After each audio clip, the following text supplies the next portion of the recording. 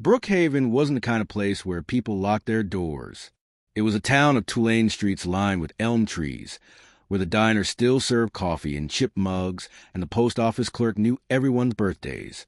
Outsiders would call it quiet, maybe even sleepy, but those who lived here knew it had a heartbeat, a rhythm of church picnics, Friday night football, and gossip traded across grocery aisles. Nestled in the hills of southern Pennsylvania, Brookhaven had just over 3,000 residents.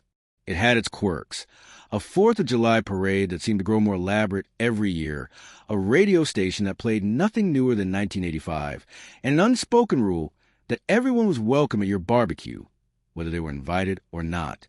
But beneath the charm, there was a truth no one said out loud. Brookhaven didn't like trouble.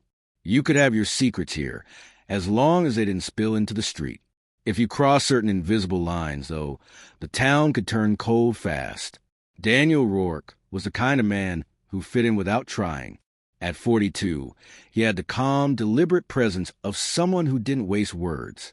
He'd grown up in Brookhaven, left briefly for college and a stint working in Harrisburg, then returned to work as a building inspector for the county. His job wasn't glamorous, but he took it seriously. If a structure isn't safe, people get hurt. He would tell anyone who complained about the paperwork or delays. He had a knack for spotting problems. Cracks in concrete no one else noticed, falsified compliance certificates tucked at the back of filing cabinets. Daniel wasn't flashy. He drove a 10-year-old Chevy Silverado, wore flannel in the winter and plain polos in the summer, and spent most evenings fixing up the century-old farmhouse he'd inherited from his parents. If Brookhaven had a model citizen, he was it, which is exactly why, when the trouble started, people didn't see it for what it was. It began with a fire.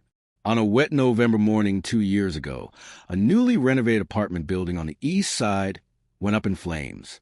The tenants, mostly single mothers and retirees, escaped with nothing but the clothes on their backs. The official report said faulty wiring was to blame, but Daniel didn't buy it. He'd inspected that building 6 months earlier and flagged multiple safety violations, including the wiring.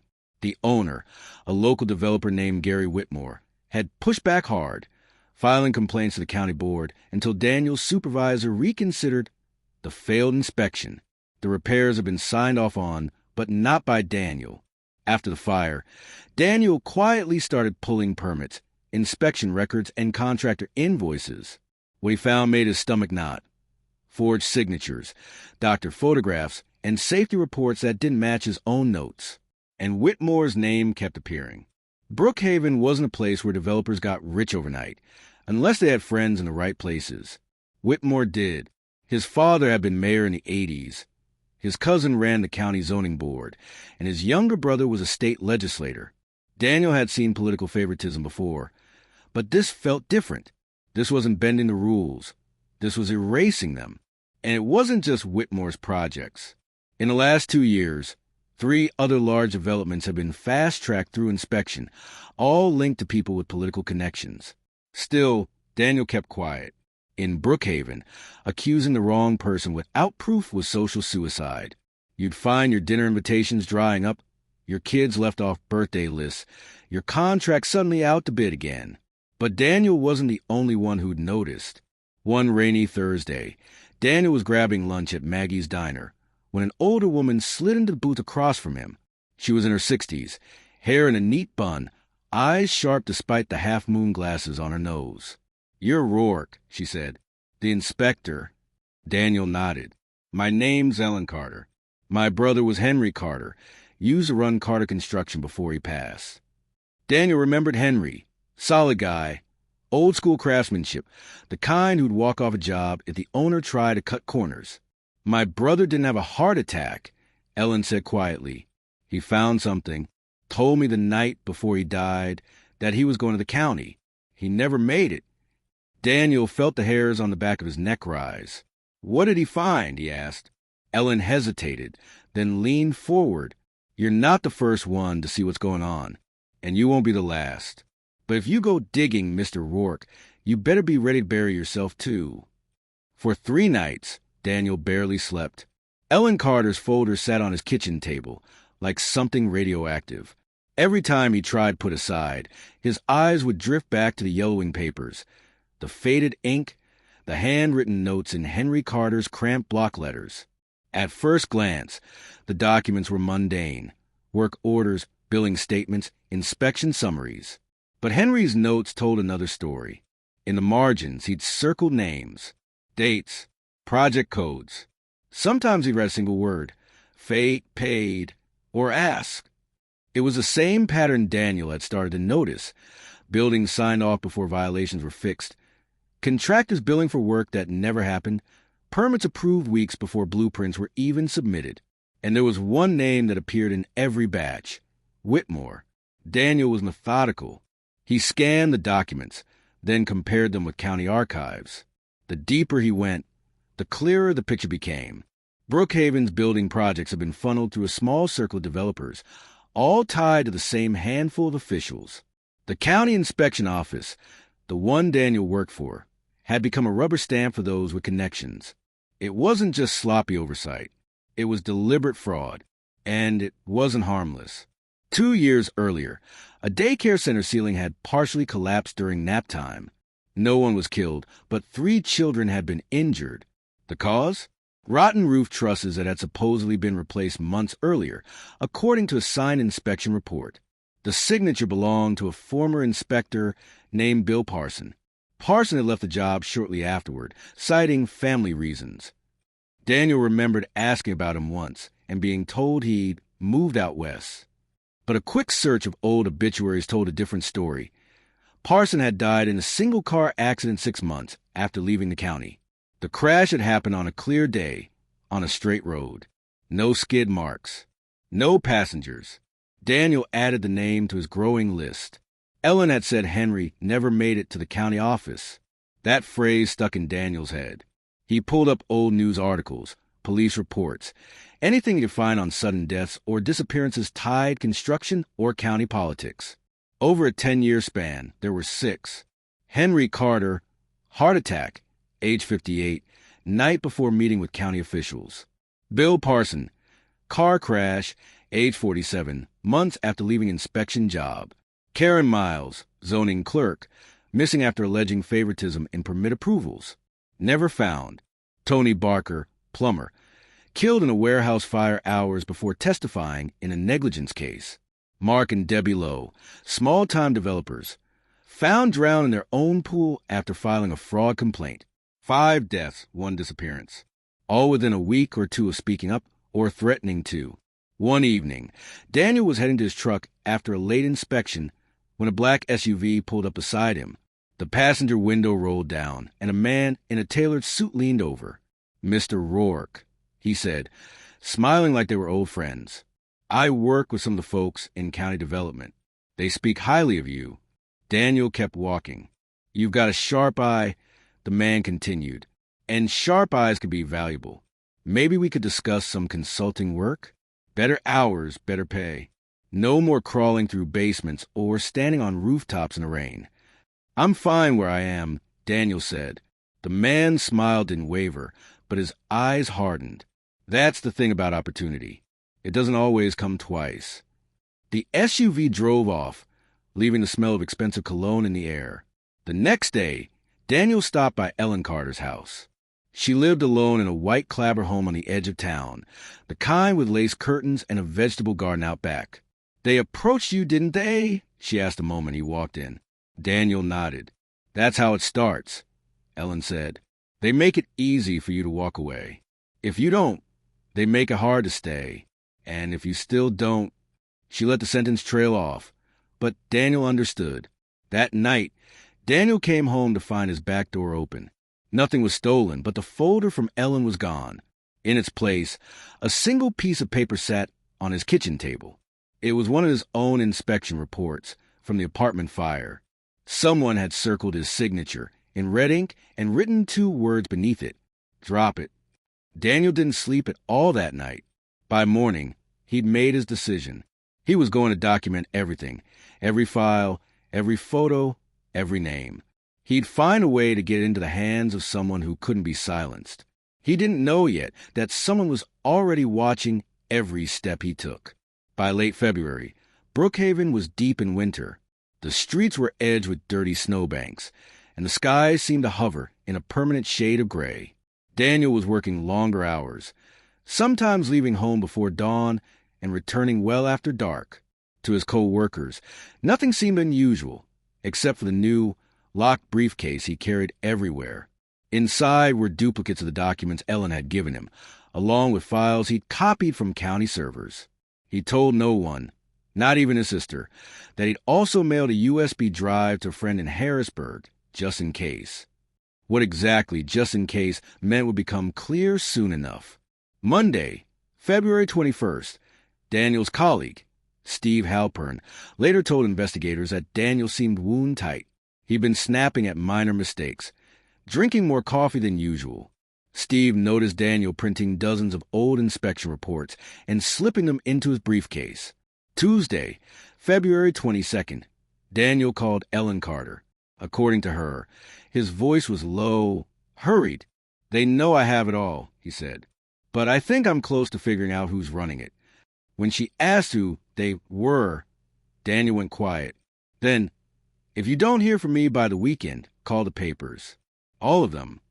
Wednesday, February 23rd, at 8:17 p.m., a neighbor's security camera caught Daniel unloading groceries from his truck. A black SUV can be seen idling across the street for several minutes before driving away. Thursday, February 24th. This was the last day Daniel was confirmed alive. That Thursday, Daniel inspected a warehouse conversion project on the edge of town. The property manager, a young man named Kevin Lowe, later said Daniel seemed distracted, checking his phone often. Around 4:30 p.m., Daniel stopped at Maggie's Diner for a late lunch. Waitress Kelly Barnes served him a turkey sandwich and coffee. "He barely touched his food," she told police. "Just kept looking at the door every time it opened." At 5:12 p.m., Daniel paid his bill and left. The diner's exterior camera shows him crossing the parking lot toward his truck. 30 seconds later, a dark-colored SUV pulls out from a side street behind him. The last verifiable sighting of Daniel was at 5:36 p.m. on County Road 14, captured by a traffic camera. His truck was heading north, toward his farmhouse. He never arrived. When his sister, Claire, couldn't reach him the next day, she drove to his house. His truck wasn't there. The back door was locked. Inside, everything looked normal until she reached the kitchen. On the table sat Daniel's briefcase, open and empty. His phone was on the counter, its SIM card missing. The Brookhaven Police Department treated the case as a voluntary disappearance at first. No signs of struggle, no evidence of foul play, the chief said at the initial press conference. But the theory didn't hold. Daniel's bank account hadn't been touched, his credit cards unused. His truck was found 2 days later in the parking lot of a disused grain elevator 20 miles away. The keys were still in the ignition. Inside the cab, police found a single envelope addressed to E.C. Ellen Carter. It was empty. When the police refused to classify Daniel as missing under suspicious circumstances, Ellen went public. She gave interviews to local news stations, speaking about the corruption Daniel had uncovered. She mentioned Henry, Bill Parson, and the others. 2 days after her first TV appearance, Ellen's house was broken into. The intruders took nothing but her computer. On March 2nd, at 2:17 a.m., Ellen's landline rang. She let go to voicemail. The recording, later given to investigators, contained just 8 words, spoken in a whisper. "Don't look for me. They'll come for you." The call was traced to a payphone in a truck stop 50 miles away. Security footage from that night showed only one figure near the booth, a man in a heavy coat, his face hidden by a baseball cap. The FBI would later admit they could not confirm if it was Daniel.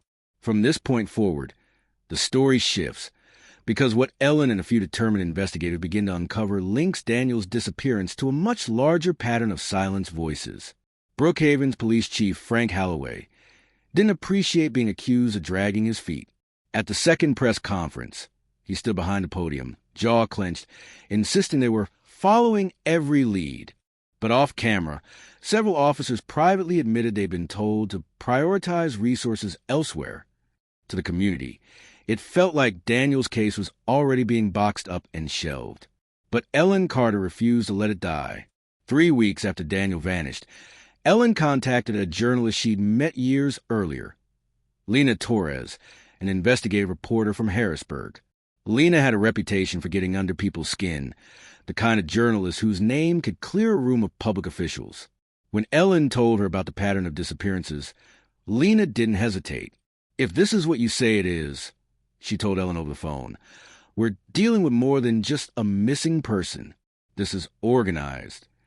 Lena arrived in Brookhaven 2 days later, with a battered leather satchel, a digital recorder, and a stubborn streak that would make her a problem for the people Ellen had warned Daniel about. The first thing Lena noticed was how tight-lipped everyone was. Contractors who worked with Daniel couldn't remember details about the projects. County officials suddenly had no comment when asked about inspection irregularities. The building records Lena requested from the county office arrived incomplete, with pages missing. One zoning clerk, speaking off the record, leaned in and whispered, "You won't find it here. It's gone before you even know it exists." It was pure chance that Lena found her first real lead. While reviewing traffic camera data from a night Daniel disappeared, she spotted something strange.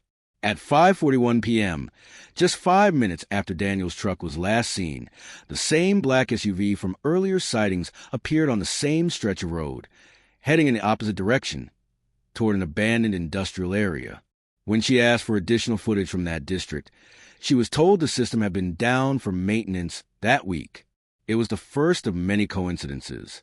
Ellen and Lena began cross-referencing the 6 other suspicious cases Daniel had identified. They found a grim overlap. Each victim had uncovered or been connected to building safety violations tied to politically connected developers.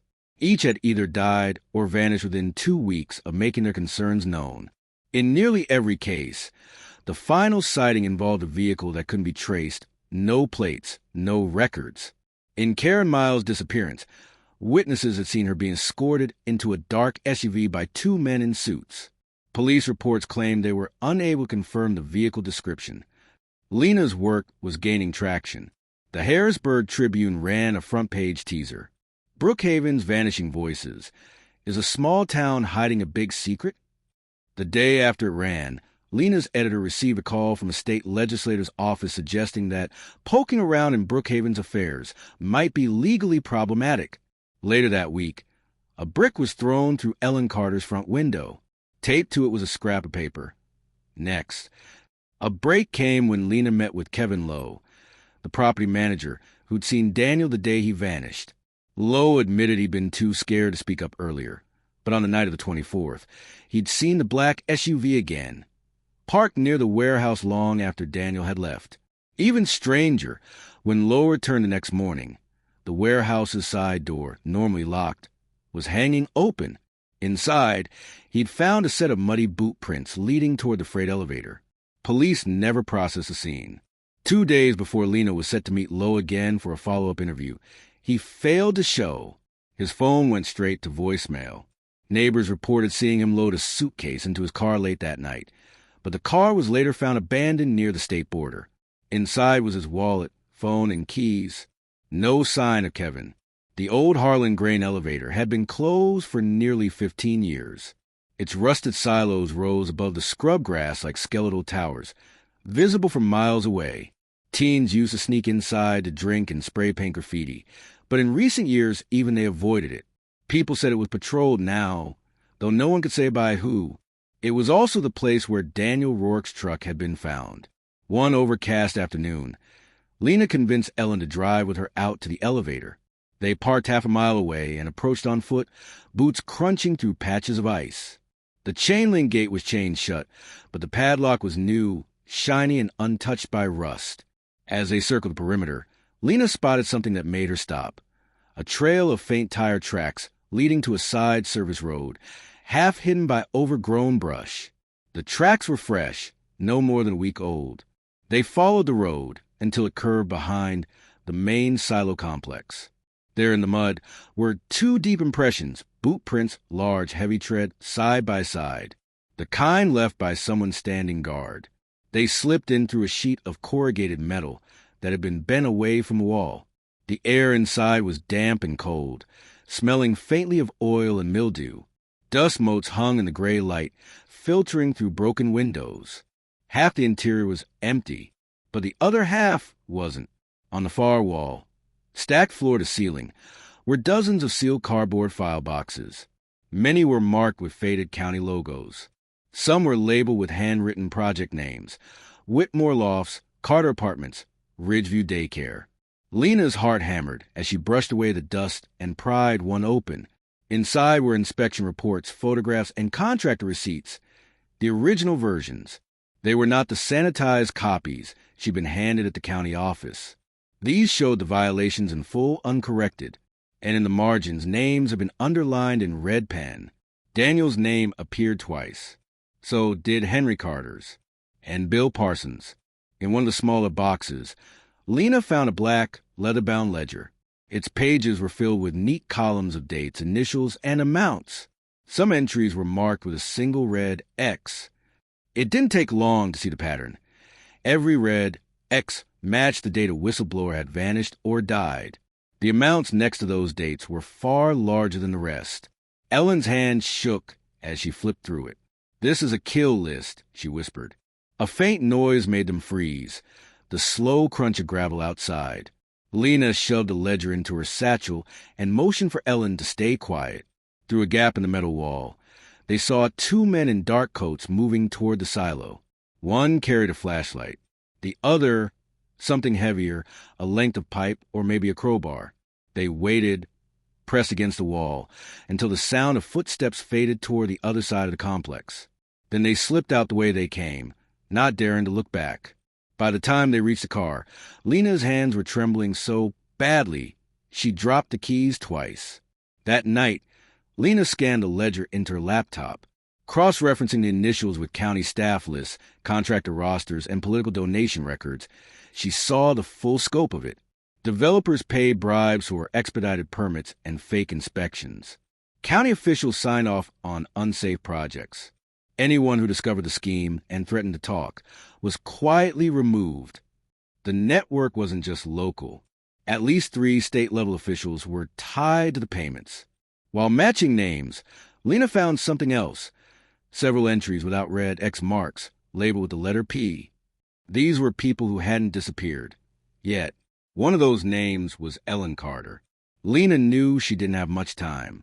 The ledger alone was enough to put people in prison for decades, if it reached the right hands.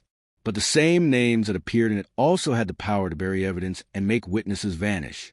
The next morning, she made 3 encrypted copies of scan files and sent them to separate contacts: a lawyer she trusted in Philadelphia, a state corruption task force investigator, and her editor at the Harrisburg Tribune. Then she packed a duffel bag, told Ellen to do the same, and booked a cheap motel room under a false name in a town 30 miles away. On March 18th, the Tribune published Lena's story online. The Brookhaven Files: Corruption, Bribery, and the Vanishing of Daniel Rourke. Within hours, the article was trending statewide. Cable news picked it up by the evening. State investigators announced an inquiry into Brookhaven's development office and the county zoning board. For the first time, it felt like the truth might survive. The hope didn't last. On the morning of March 20th, Lena woke to find Ellen's bed empty. Her duffel bag was gone. The motel clerk said Ellen had left around 2 a.m. alone after receiving a phone call in the lobby. The caller ID was blocked. Lena never saw her again. 3 days later, Lena's personal email, the one almost no one had, received a single message from an anonymous account. No subject line, no greeting, just an image. It was a scan page from the ledger. Ellen's name, previously marked with a P, now had a red X drawn over it. The state investigation moved forward, but slowly. Whitmore resigned from his development company, citing health reasons. The county zoning board chair stepped down as well. A few mid-level officials were indicted on fraud charges, but none of the state-level names Lena had tied to the ledger were ever mentioned publicly. Daniel Rourke's case remained officially unsolved. Months later, there were whispers. A truck stop cashier swore she'd seen Daniel, gaunt, unshaven, paying cash for gas before disappearing down the interstate. A retired sheriff's deputy claimed he'd spotted Ellen at a rest area in Maryland. wearing dark sunglasses and refusing to speak. None of the sightings were confirmed. 1 year to the day after Daniel vanished, Lena received another anonymous email. It contained only 2 things: a grainy photograph of Daniel, sitting alone at a small metal table in what looked like an unfinished basement. His expression was blank, his hands folded on the table. A single typed sentence: "Some truths don't set you free." Brookhaven returned to its quiet routines. The diner still poured coffee. The 4th of July parade marched on, and most people preferred not to talk about the names in the ledger. But in certain corners, in the whispering aisles of the grocery store, at the back pews of Sunday service, one question lingered. If telling the truth cost Daniel Rourke his life, how many others had already paid the same price? If you enjoyed this story, please hit the like button and subscribe to join our growing community of true crime followers so you don't miss the next mystery waiting to be uncovered. Your support helps keep these stories alive.